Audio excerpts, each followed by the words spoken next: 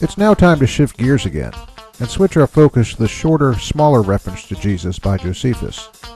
This one's almost casual, a reference by the wayside, so as you might expect, arguments back and forth won't be as numerous.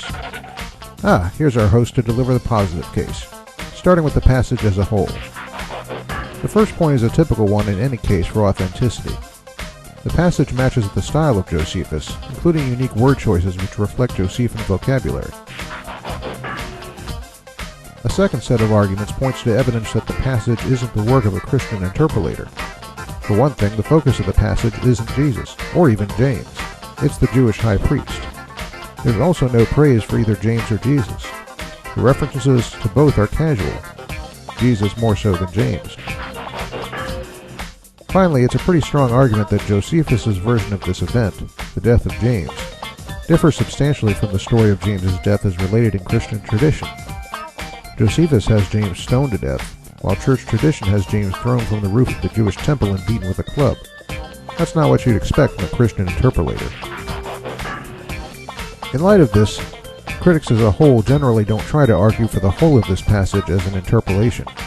Instead, they narrow in on the phrase, the brother of Jesus, the so-called Christ. We'll look at some negative arguments next time, but for now let's consider some positive points.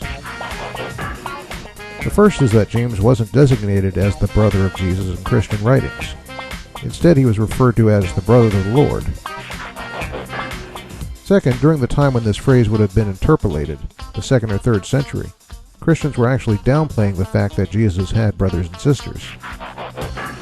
Finally, there's this specific word used by Josephus, translated called or so-called.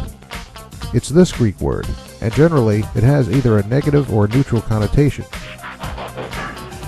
Now, admittedly, the same word is used of Jesus in Matthew 1:16, but that has to be taken in Matthew within a context in which Jesus is directly called Christ, and in which the phrase so-called Christ is otherwise only put into the mouth of a pagan Pilate. That's hardly a suitable example for Christians to emulate.